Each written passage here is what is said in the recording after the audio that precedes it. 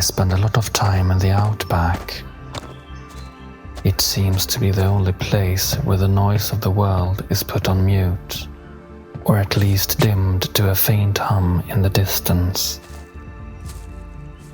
It was out here many years ago that I heard them for the first time. Infinitely distant, barely audible, but there nonetheless. Fractured notes of a flute drifting from afar, carried on the wind across the expanse. A vague dissonance, yet compelling, impossible to tear myself away from. So I set out into the Shadowlands to find the source of the aerial voice. Were those the words in the long-forgotten tongue, or ethereal notes blown through a flute of glass, a bone pipe, or the throat of a dead crane? The wind-borne voices faded and eventually gave way to the ceaseless background buzz of a world that never sleeps. It lingered in my mind for the days to come, and the weeks and the months. I kept coming back though, kept listening in the wind, different places, but always in the wild. I explored narrow deer trails that meandered deep into uncharted lands. I followed long overgrown logging roads to the nameless places in the depths of the forest where they dissolved completely. It was there, when I found myself lost in a pathless landscape, that the wild-born voice of pipe and sorrow found me again.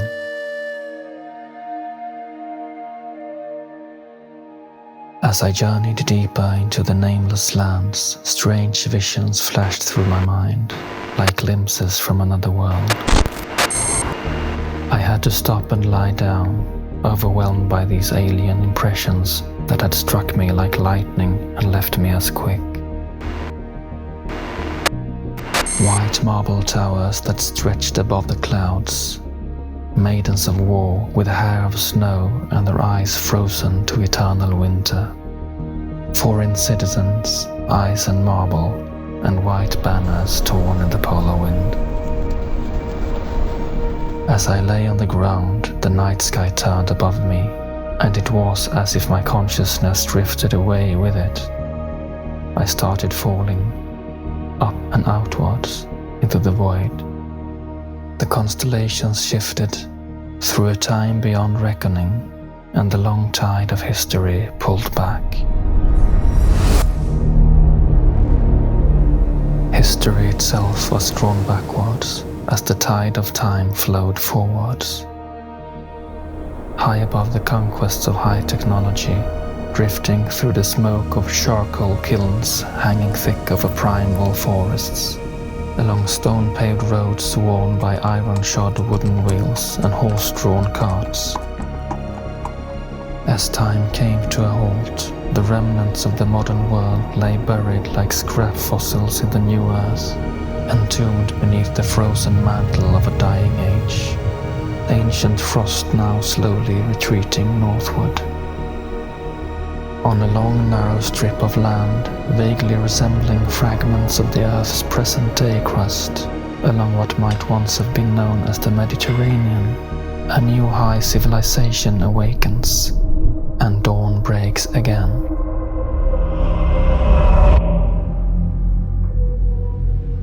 The next thing I knew, I was back in the forests, the sensation of damp moss beneath my body.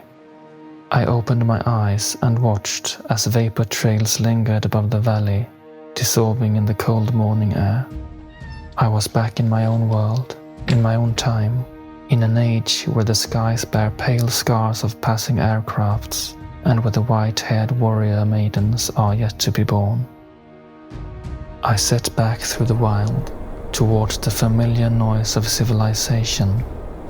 I was back, but a part of the other world has stayed with me since that experience, and the things I saw have changed me forever.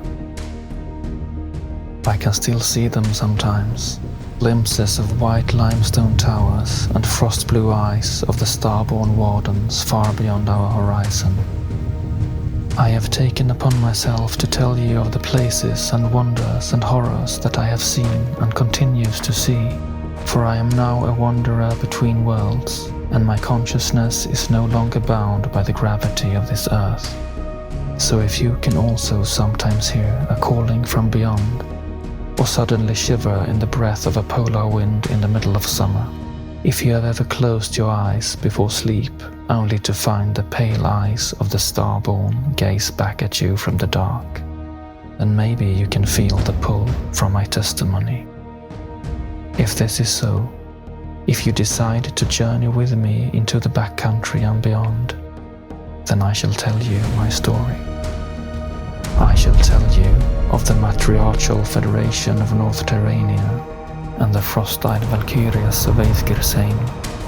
I shall introduce you to some of the people and take you with me to some of the far-distant ports and cities and ancient cultures of the frost-bitten expanses of the high northlands of Asterheim, a planet reborn from a shattered Earth in a time so distant from now and by a star so far away from ours that no mortal equations can fathom its origin.